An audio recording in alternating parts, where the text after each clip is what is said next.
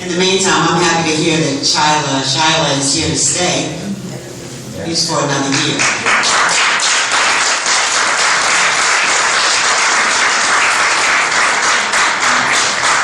Just to reiterate what Ms. Schneider said, we are increasing funding for the field trips and cultural arts, I believe by approximately $2,000 more next year than this year, around $10,000. We are looking very carefully at enrollments at Boyden, and we are dedicated to keeping those classes as small as we can. A lot depends on, obviously, enrollment across the district, but we are very aware of that, and we're looking at that on a weekly basis. And as transfers come in, we sit together and see what that's going to look like. We're aware of the need for academic intervention and the social worker issue. Again, we are moving forward with addressing those for next year. So I'm not sure if there are other specific questions, but those are the main items on our radar right now. Okay, questions, board members, comments in regards to the budget? So I would first just like to thank Ms. Schneider. Throughout this budget process, we deal with quite a bit of information, quite a bit of challenging requests. One of the things as a sitting board member, that this is my second year going through the process, I have to say that it is one of the most frustrating processes that we go through, because there just, in my opinion, never really is enough money to do what we need to do as a district to be the district that we would really want to be. And if we were going to be the district that we really wanted to be, we would be paying much more in taxes, or we would be in some state that handles things very differently. And so every year there's a large amount of disappointment that we're not able to do more. And I appreciate what administration does in dealing with the pressure with regard to keeping limits and looking at where we need to put our funds. There was a lot of discussion today about the elementary schools. And as many people know, I have children in elementary, middle school, and high school. And I definitely am on the same page with the concerns of making sure our youngest students are getting what they need. I want to comment also on the high school, because there were comments about where there may be, these additional resources that are there. And I just want to say this. I spent over an hour and a half at the high school today meeting with my son's teachers. And we've talked this year about class size in the high school. And we've heard from teachers their frustration with regard, and we've had discussions over fire concerns, over whether or not our rooms have too many students in it.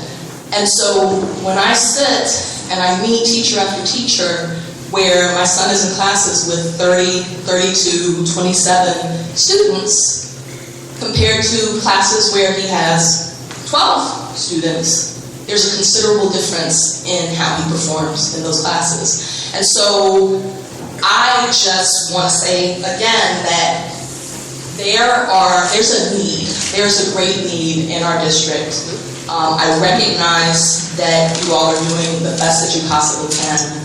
I do agree that we have to continue to look. We have to continue to be very careful. We can't cut off our legs just, okay, I'm going to mess my analogy up, but you know what I'm trying to say. Yeah, that no space thing, right? But as we look for those efficiencies, let's also be careful in our high school. Let's understand that classroom size does matter across the board, and let's continue daily to find efficiencies. But at the end of the day, I'm still waiting for the big money truck to pull up and save us, because that's the only thing that's going to turn things around. We're going to be having this same conversation every year, making heart-wrenching decisions.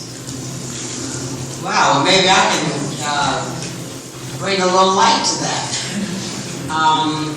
So I'm sitting here, I'm listening, and you know, it is difficult. But we have to make really good decisions, and we have to think about what we're doing. And I'm talking about our health care, which is one of our major things that we have to look at. In March of last year, we had 2 citizens to come before us to tell us about options that we could have in order to save lots and lots and lots of money. And so we formed a health task force to look at different health options. And in doing so, we found an option that was really good. Other options, we didn't, hear anything from proposals, but there was a proposal that sort of worked. And this model was in Toms River and had been there for over 5 years. And the people in Toms River, the employees in Toms River, are paying less now for health insurance than they did 5 years ago. And so Long Branch, Ms. Schneider has been speaking with them, opted for this insurance as well. And we didn't do our due diligence in terms of going down to check things out. However, in checking things, I decided that I would go because I have a lot of time on my hands as a retired person. Retract. Yes. And I went down and looked at the facilities, both in Toms River and in Long Branch, and found that it was something that would be viable for us, especially since we hadn't had any other proposals from the state plan or the private insurance that we've been talking about, that Ms. Snyder's been talking about in our public meeting. But we could save, I can't even tell you, I'm almost at a loss of words because I'm listening to what Seth Boyden needs. I'm listening, to what our children need. And when we begin to think of children, if we put children first, as first to last, because that's the way I'm seeing it at this point, just sitting here. And our taxpayers, our taxes are imploding while we're making bad decisions. I went back down because it just didn't sit right with me. I went back to Long Branch and Toms River last week. So I said, something just isn't right.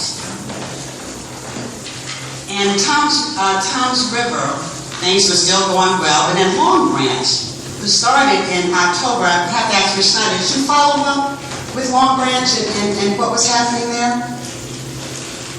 With the insurance? Sorry, from when, last week? No, I did not speak to them. No, from since we've been talking about the plan, have you followed up with Long Branch to find out what's going on there? Because that was the plan that you were looking at, because they were new. No, I've looked at a number of different things. As you know, as a member of the task force, we looked at a number of different areas. We're waiting now for our updated claims experience from the state so that we can go back and continue to look at the different options that were on the table. Well, I went back to Long Branch last week, and they started this program in October. It's been 6 months, and they've saved approximately close to $2 million. Imagine, saving programs, not having to fire anybody, having extra money to do the things that you need to do. And imagine what impact that would have had on our tax rate, on their tax. What would have happened if we had that kind of money, Ms. Schneider, to save? We save taxpayers a lot of money. Stop giving me the yellow card. I'm trying to break this down like trash. So, Ms. Wright, who did you speak to in Long Branch? In Long Branch, I spoke to the insurance company that we've been talking to. I spoke with Mrs. Marr. I also spoke with Mr. Forrester.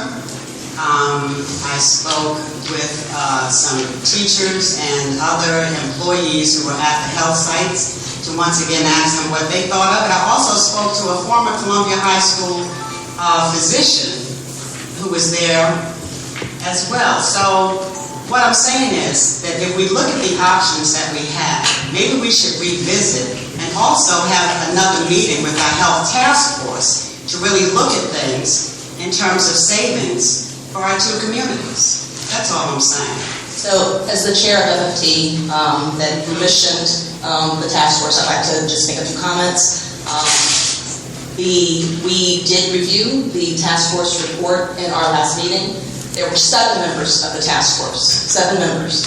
It should be noted that member Ms. Wright did not sign the ultimate report. She did disagree, but the other 6 members agreed with the direction that came after months of meetings, of reviewing multiple options, and Ms. Schneider will likely at some point be giving an overview, and I can talk about it during my committee report a little bit, but at the end of the day, the option that Ms. Wright outlines is not some short-term, put it in place tomorrow and you will save $2 million. There is a strategy that the administration is looking at for an interim step that will allow us to gain more data on our population that we don't currently have, that then will allow us to make a substantive decision as to whether this is right for us. One of the things that gets criticized in the district quite frequently is great ideas, implementation not so solid. So, and Ms. Wright has been one to be critical of that herself. So I want to just note that we would have to make a decision along the lines of this because it is a very big investment, it is a very big shift that would be very well thought out, and it's going to take more time before we as a district are in a position to move there. So the other 6 members did agree with the report. All the board members did receive that report, and I just want to thank all of those members for their hard work and dedication because there were it extended longer to ensure that they were getting the information. So Ms. Schneider, thank you for your leadership with that. Well, the 6 months actual savings in Long Branch is consistent with the kinds of savings that Toms River has been reporting for the last 5 years. Yet we stalled and we don't have a schedule in place for the next meeting of the task force. It's sort of like everybody got together and met. And so now we're done and we're going to decide, a few people are going to decide what's going to happen. I don't know about you, but I pay a lot in taxes. We can do a lot better than what we're doing.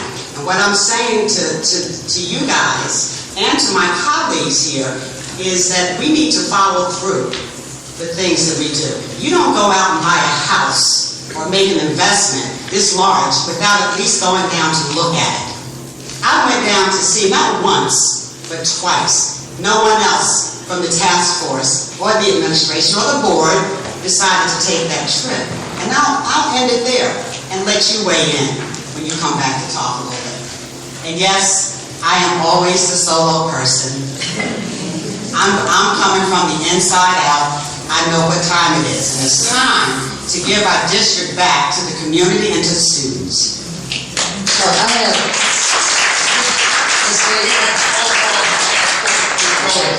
So I was also on the Healthcare Task Force. Is a very thorough report that describes the work that was done. The plan or the option that Ms. Wright is referring to is a self-insurance model. It's very interesting to think about. However, it requires a lot more knowledge about what our claims of our employees are like, so that you could figure out how to set up a wellness center. Because we would be assuming all the risk of all the claims by our employees, and it would require upfront about a $2.5 million more increased tax levy to cover the stop loss insurance and other additional expenses, setting up the wellness center. There's a whole slew of expenses, that upfront expenses. You have to lock into it for a minimum of 3 years. So in hopes that everyone would come and use that wellness center and also establish a network of doctors that employees would use. So in Toms River, they have, was it 80% of the